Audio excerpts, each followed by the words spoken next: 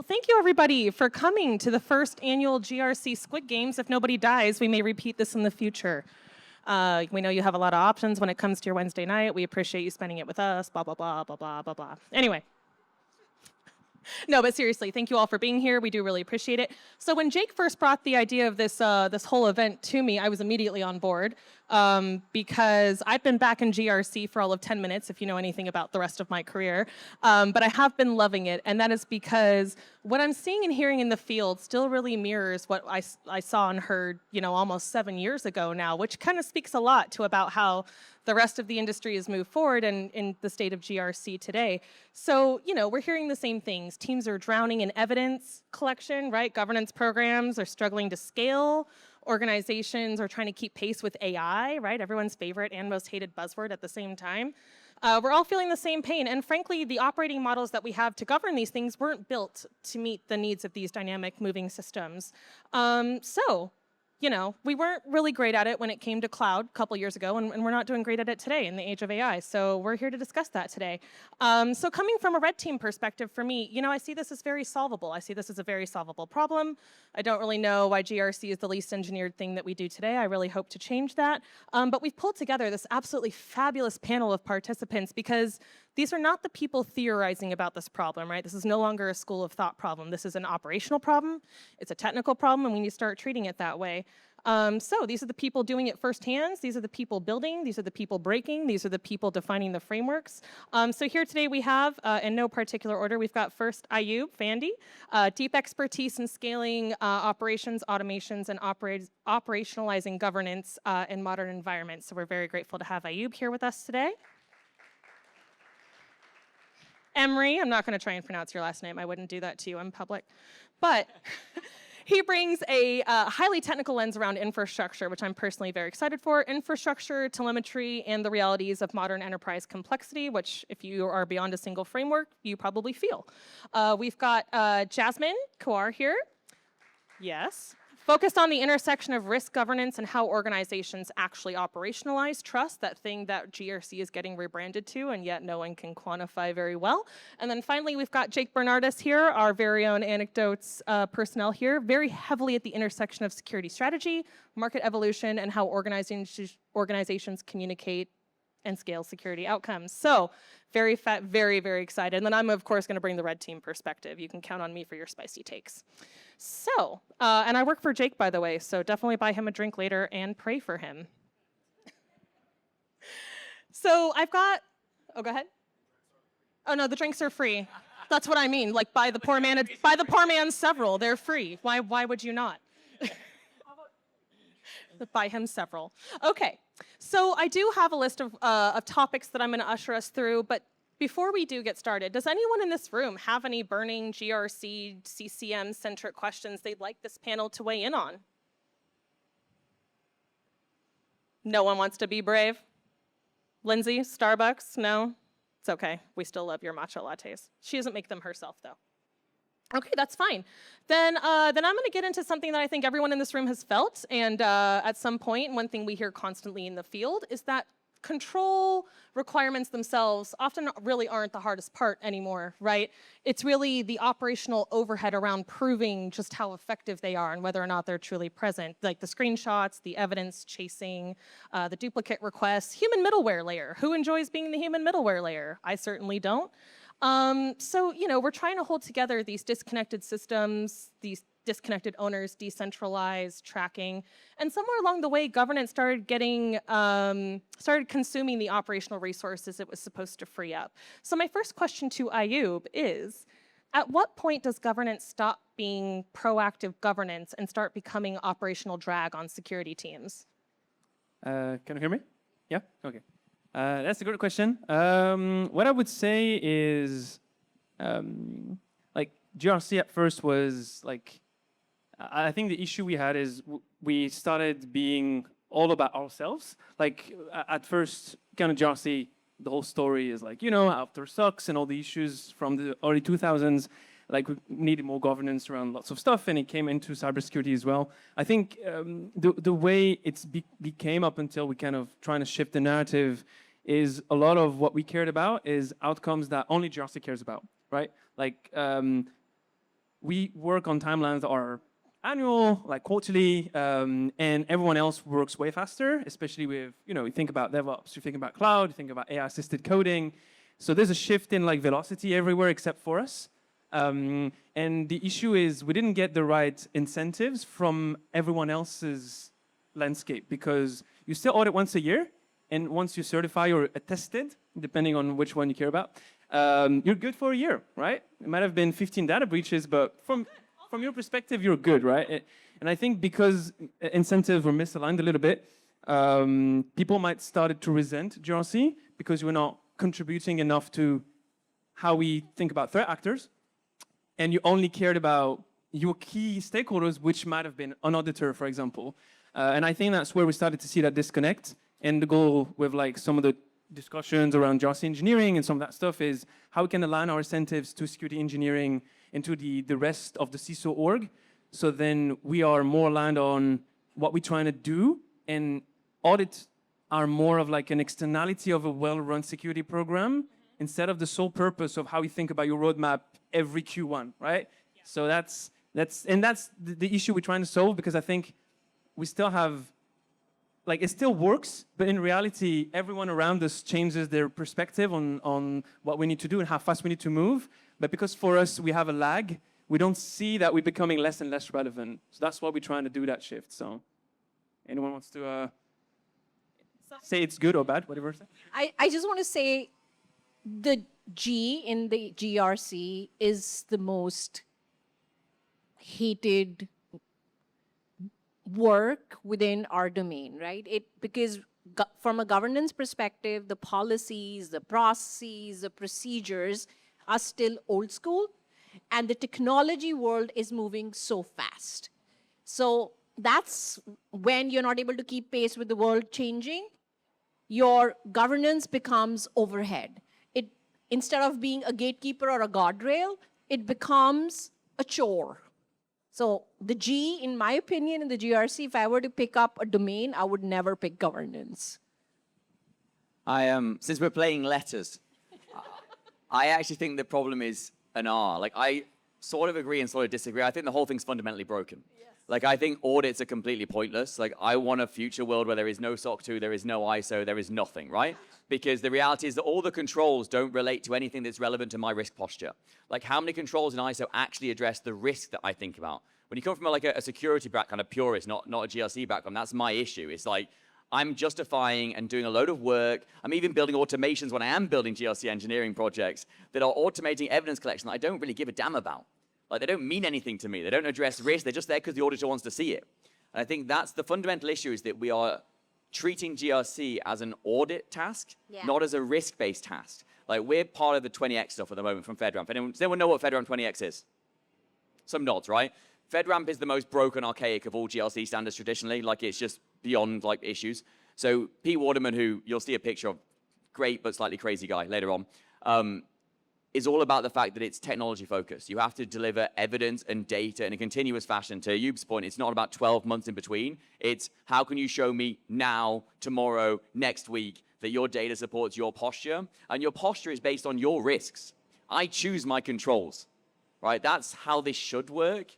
Because the problem is, I think, when you talk about control and requirements and evidence, the real issue is the fact that the whole thing's broken to start with. Like, you need to just burn the ground and start again. You can applaud. I agree. I think from my perspective, what I often see by the time it finally funnels down to a red team, you're like, oh, let's just get this pen test done 2 weeks before go live and we'll fix everything they find. It'll be great. You know, most of what I see compliance debt being is really data debt, right? I don't understand why GRC is the least engineered part of a security program today, given, like you said, how quickly everything else moves. And it honestly makes me sad, because I think the bigger and more complex an environment gets, the faster trust decays. And we are being rebranded as trust and assurance, but how do you really quantify your ability to prove that as an outcome?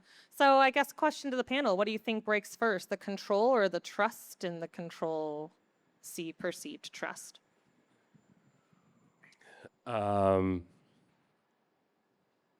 Probably the control itself. I think the trust in the control is just a subset of the control.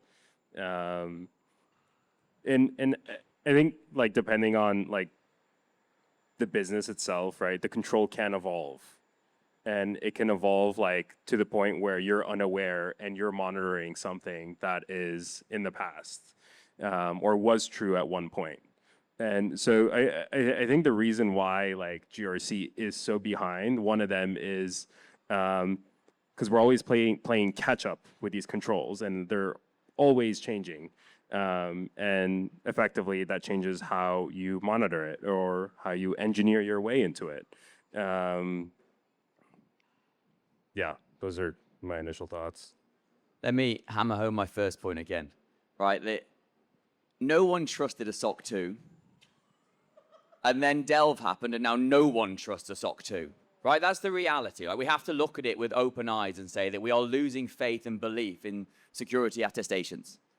But you can't question data. Like, data is reality. Like, if you have an API connection to someone's environment and they are giving you like continuous feeds of the actual data that supports every control in their environment, there's no argument, right? Maybe you want assurance over that data pipeline, so someone's audited how that data got there. But the reality is when you get to a point that you trust data, you don't need to have a problem with controls because the controls are gone. Like, you are now trusting a source which is irrefutable because you can see where it came from, you can see what it says. There wasn't a separate point in time which it relied upon. It's now and it's current. You can have it backwards. Yeah. Okay. Okay. So you're saying that like control shouldn't exist and it should be the data source. Sure. What are you monitoring in the data source? So that's when you get back to Signals. yeah. What signals? You need to have guardrails. It's control No, centric. right. Guardrails. Okay. Control. We just No, no, mentioned I'm control saying- again. Our world is very control centric. Correct. If we keep focus on controls and the telemetry of the controls and the measurement of the controls, do you think the threat actor really cares about those? They can still break in, right? So the control frameworks are just meant for you to get a cert. Okay. So we're saying control framework should go away, not controls themselves. To Jasmine's point, like at CoreWeave, they could go and build controls based on their risks, right? That's her specific control set, which is, yeah, there's a measurable thing which means supplied by data, but it's not being dictated and controlled and provided by an external body. She's looking at her organization saying, these are my risks. This is how I'm going to get broken into. This is what Correct. I'm going to show signals against. Right. So basically, my control set is going to get tied to my threat model. Yes, it should. Right? What do I care about? What do I have to protect my organization against? That is the work driver for me to have guardrails. Yeah, You can call I just it wanted Jake to clarify what he meant by controls. Listen, as a red teamer, I can't tell you how many environments I've met that have passed certain assessments and I have bypassed them 10 ways to Sunday, right? Like you said, like, because a control functioned at one point in time and we have a static artifact or attestation even to that effect does not mean that that thing didn't deprecate immediately the following week. The second there's a configuration change of any kind. So I really think that's the crux of it, but. Are you? Yeah, I would say, okay, is there two teams here? Do I have to pick sides? you have to pick a side. Okay. Okay. Let's say I'm with Emre's team. Now, what I want to say is like, I get both sides. I think the crux of the matter is like, do you care about like control as in what the frameworks mandates versus controls as they're mitigating specific risk your organization has? So I'm like, for me, I think about a framework as a translation exercise. So I'm like, I have my baseline of controls that my business cares about, but I still need to pass certs, which means I might have controls that are only theatrics, but we care about the outcome of being certified because of business enablement and like opening new markets. But then we don't fool ourselves. Those controls only exist for their own sake. And the controls I actually spend meaningful time on in trying to harden them and have better telemetry and closer to the source are the controls that directly map to risk I'm trying to mitigate. So I'm thinking about it that way. To kind of tie what you, Emery, and Jake have been saying, I think control requirements are kind of an antiquated thing. I think actually going based on the data source itself and seeing how well it reports up and then maps to those control requirements is a completely different approach than saying, this was meant to be the end-all be-all of our security. If we pass these green checks, our program is assured. That is false confidence, people. All right. I think we're going to move on a little bit. So, Jake, Do you think the market understands this whole problem of accepting static point-in-time artifacts as like the evidence we need for living, breathing, dynamic systems? Or why do you think GRC is still stuck there, and what can we do about it in the future? Ooh, she wants the mic. That's good. No, I was about to ask it. She was being very polite, actually. Thank you. I think we're kind of like drug addicts on the old ways. Like, we're hooked on how things used to be because that's the way that we know things, and it's easier to teach the next generation or the people that we hire to do things the way that we know how to do them. So it's like the stuff that they talk about in the GRC engineering communities and stuff, it shouldn't be disruptive, right? SREs and devs being in security and GRC teams is logical. Like, there are data flows, you build pipelines, you ingest the data, you find a way to analyze it, you find a way to represent it and match it to the control set, which might be risk-based or might be framework-based. Right? But the reality is that no one wants to say that because it's a lot of work. And I think when you look, though, also, we are naive in accepting trust. I come from a testing background. You look at how many companies have a SOC 2 and an ISO that have been breached. Like, every company that ever got breached had every attestation under the sun. Like, so I think it comes back to this risk-based approach. It comes back to building trust in a meaningful data-led way. And I think that comes back also to an education piece. Once people realize, and what you said is really interesting, that we focus our time and effort on the controls that matter. Like, once we get to that point, that crux where GRC teams go, well, actually, if I automate all this, then I can apply effort onto remediating and like buying down risk, right? Risk registers remain untouched for generations. Like, you can actually fix and like do things. It's the same as like the AppSec problem, which is slowly getting fixed, that everyone finds and creates vulnerabilities, but no one actually fixes them. The list just gets longer. We have the same in GRC on the risk register. So I think that when people get that kind of, that come to Jesus culture shift moment, like, then I think we're going that direction. We're just not there yet. There he is. I don't know where to go with that one. Should have moved the mic and quietly retrieve. Someone's got to take it. Yeah, can you repeat the question? Yeah, I'm meandering. You could just challenge Jake. It was just why are we stuck so much on point in time checkbox compliance? Like, why do we see that still Who's as stuck our on that? security blanket? Everybody. Who's not stuck on that? I think that would be a smaller poll than if you are. Well, because that's what gets the job done, right? Yeah. It's the easiest, and you don't have to think about it for Okay. another year. So real talk, this question came from a question I just got ISACA London like 2 weeks ago. It was, how do I get buy-in? Like, I'm on board with your CCM thing. I believe in GRC engineering. Let's engineer it. How do I get buy-in for that? And it's like, yes, well, are you still treating it like an administrative exercise, or are you going to get the buy-in for it to treat it like an engineering project, like an engineering initiative? There is some lift. There is some effort involved, but it pays off in dividends because, like you said, CI/CD, cloud, non-deterministic AI models, ephemeral non-human identities, all that is moving at light speed, and GRC is just stuck trying to play catch-up. Correct. You said, like, how do you get buy-in? I think, now I'm going to jump to their team for a little bit. But like you said, like the risk-based approach, right? So you find that data source and you track it and monitor it over, say, the course of a month. I guarantee you're going to have a finding. And you show that to the business and you say, hey, we incur this over time, right? But just because I did this point-in-time collection, like we didn't identify it, like shouldn't be the reason that we don't go fix it. So you clearly outline to the business what the risk is. So that will get them off the check box. Yes. Yeah, because like you're literally showing them like the skeletons in the closet pretty much. And they have to do something about it. So use it as leverage. Yeah, I think yes. And you can also approach it in a way that it becomes their problem. You know, you are showing them the likelihood of that risk happening, and you put the ownership on them to take a decision. When you're accountable for something, you want it fixed. You cannot have it in exception register for too long. So you need to give them decision-making capabilities with the likelihood matrix, and that's where the GRC agentic work comes in, because it will analyze, it will guide you to take effective decisions, and then it will also give you those actions it can take to fix on your behalf. Yeah, I agree with kind of all the points. I would say also like something that I think can help is when you're trying to move towards that and you're trying to get buy-in and trying to think like, how can I ensure I have broader adoption? I would say, Jake is a CISO. I think most CISOs, they're already sympathetic to kind of moving towards this. And I think often the potential challenges comes from other people in the GRC team that might be more traditional of their way of thinking, or the broader ecosystem, like including auditors or like consultants. So it's like the whole persona landscape in GRC. It doesn't exist in AppSec or InfraSec. You know, you care about threat actors and you care about your internal program. But in GRC, we have, technically, we should care about threat actors. We care about internal stakeholders. But we have auditors, for example, like which are a net new kind of like stakeholder you have to think about in GRC. And I think most likely the CISO, especially technical ones, they're already on board.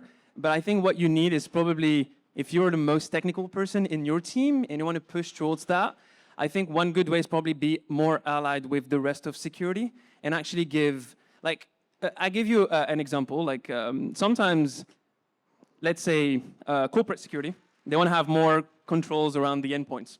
And they're getting challenged by the IT team. And it's very tough for them to get a win to, I don't know, lock down, I don't know, admin access locally or stuff like that, right? And the GRC team, especially with the C in GRC, we have a lot of like the might of compliance that we can leverage to get some stuff done. And sometimes corporate security might actually like the hammer of compliance to come in and push the needle towards what the IT team is trying to push back on. It's like, yeah, the devs, they want, you know, free reins and everything. And getting that win, well, like it's not related specifically to a certification, but you still get that win for team security as a whole. It creates a lot more allyship then when you're trying to get budget or potentially have a dedicated GRC platform that you don't lend from internal audit or whatever. And I think showing goodwill and going above and beyond for the team, instead of only caring about GRC objectives, it can also help you kind of like shorten the timeline up until you get more support, more budget, etc. Yeah, and like to add on to that, at one point, like that creates so much trust between those external teams where in the future they keep like GRC or compliance in mind and they come across like a problem and they're like, hey, we want to do this, but like, is there a compliance angle we can enforce it? Yeah, as a red teamer, I have no idea what it's like to have a team not inherently trust you. Weird. All right, we're going to move on now into everyone's favorite and most hated buzzword, AI. Ooh, okay. So I do think that this shift is forcing organizations to confront something much bigger than just AI adoption. Across the industry right now, you know, we're watching major pushes towards consolidation, reducing operational overhead, shelfware, things of that nature, eliminating tool bloat, right? Simplifying security architecture. But at the exact same time, distrust in tools is at an all-time high, right? The verification tax on the outcomes and tools that are supposed to help us is increasing that operational drag. So teams are spending enormous amounts of time validating the dashboards they're supposed to trust. There's a game on that later. That should be a hint to you. Validating alerts, right? Validating evidence. And there's almost that tax is getting too high to really be beneficial. So Jake, I'm going to start with you. Can traditional governance models even keep up with that pace? And maybe more importantly, right, where can AI actually play a meaningful role in the future of governance? So I think there's two parts to this. There is AI governance and AI in governance. AI governance is a fundamental issue. I gave a talk at ISACA in Philadelphia a couple of weeks ago and showed that every framework that's been released, whether that's NIST AI or the CAP AI framework or ISO 42001, the point of release was already outdated. They had statements around like full traceability of decision trees, like you try and find me that in OpenAI. Like they had questions around anything that had an automated decision capability was automatically critical risk. That means everything Claude tells you is critical risk, at which point there's no risk because everything's critical. So like all of those standards were released, and the real issue is they were written in a 3 to 5 year time frame, at the fastest 18 months, which means that they were written before most of the agentic tech we currently have actually was really released in the wild. And they've not been amended since. So every AI governance framework doesn't work.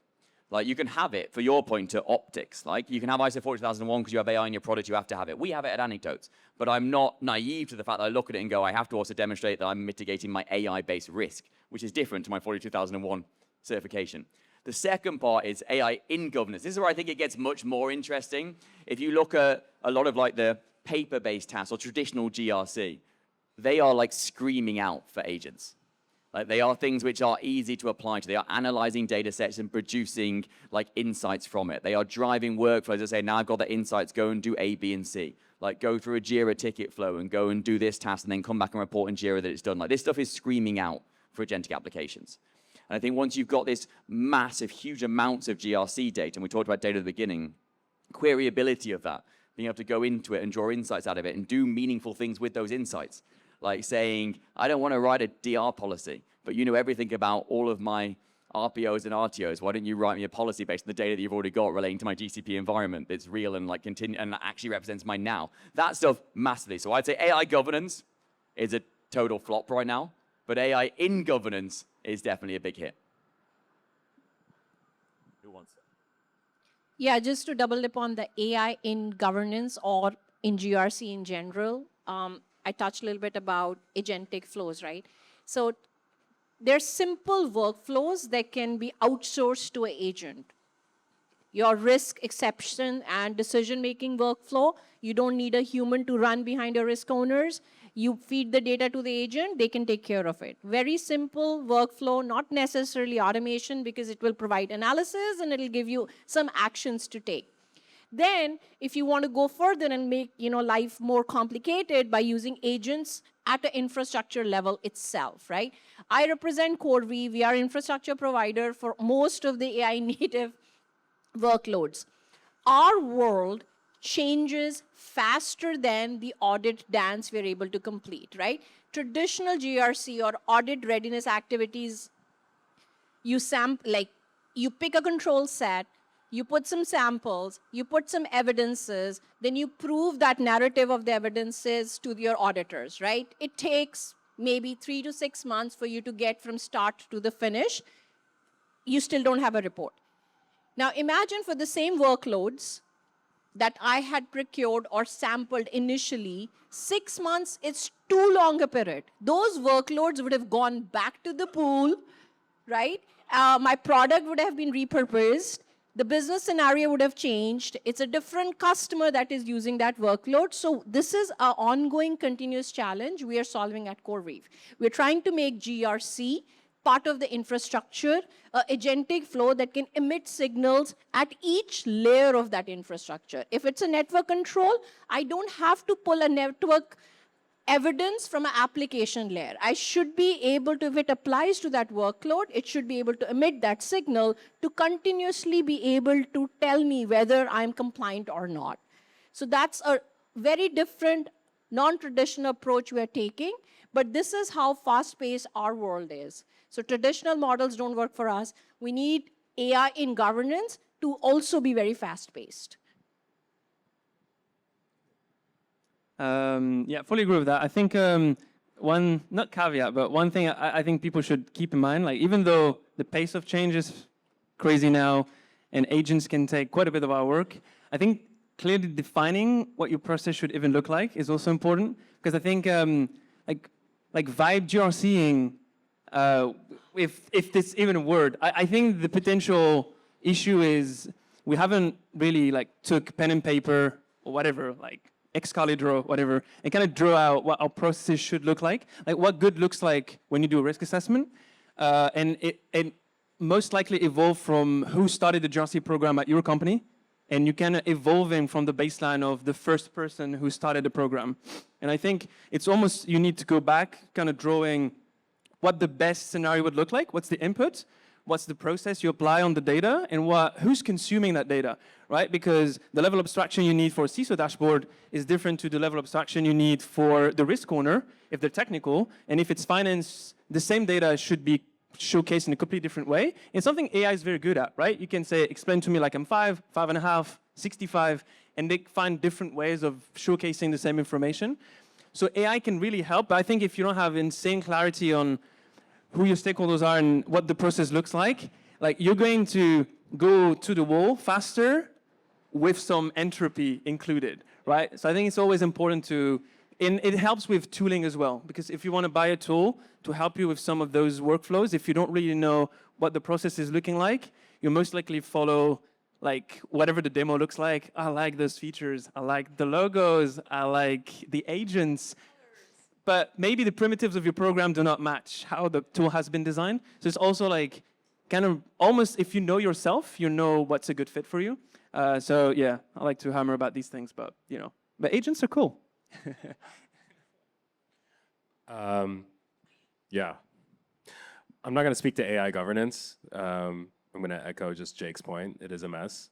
But I think it is a team effort, right? I don't think it's just GRC that's responsible for it. I think it's a broader business problem, and it requires like a task force of multiple teams, right? That's like infrastructure, legal, privacy, security. But yeah, I think it is an active problem, and eventually it could be its own thing. I don't think it would like be any one singular person's problem. For AI in governance, yeah, I think a common theme, like what we talked about here, is folks who understand the business really well, and the nuances of the business are set up for success to apply AI to their existing workflows. I have many colleagues who have been at my company for 3-4 years, and overnight when Claude came out with Claude Skills, I don't know, how many people have played around with Claude Skills? Amazing. It's like literally 100x our operations. They've built agentic workflows that would bring down a year's worth of work into like 3 months, which is like absolutely bonkers. And these are like repeatable skills, right? Shared across the entire team, so that everyone has access to it. And these aren't engineers, by the way. Like they grew up as analysts, which is mind-boggling. So like I'm seeing it happening live, and I think that's just where we're headed.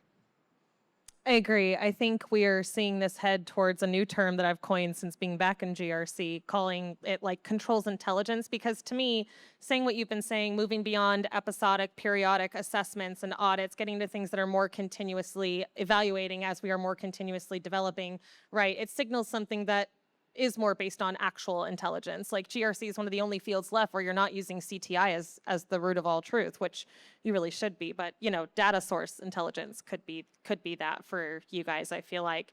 And I think that matters because data alone doesn't automatically create trust, right? Visibility alone doesn't automatically create priority or context. And the more we add context and priority and more continuous, the more you naturally move up in maturity. So we are going to have to wrap the panel here in a minute to stay on time with games, which everyone get prepared. We are going to stand up and we are going to play some games. That's actually a big part of this workshop. So I just want to thank all of our panelists today for their amazing insights. It was so amazing. I think we're going to close off one rather short rapid fire, not rapid fire, but sort of a rapid fire question. What do you think is the most dangerous assumption in GRC right now? I'll go first. Mine is I am secure before I am compliant. That in its current context, it's sustainable for the future. It's too old school. We think if I have a cert, I'm safe. I need a good catchphrase or something, right? Yeah, one-liner.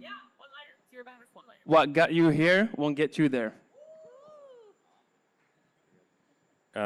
Sorry, what was the question again? I'm like having a really bad day. Biggest assumption in GRC right now. That it's replaceable and that like it's gonna be autonomous in the future. I think that's a pretty dangerous one. Okay, I like it. I like it. All right. With that being said, we are going to wrap up. Thank you again to our amazing panelists. Thank you, everybody, for your attentiveness.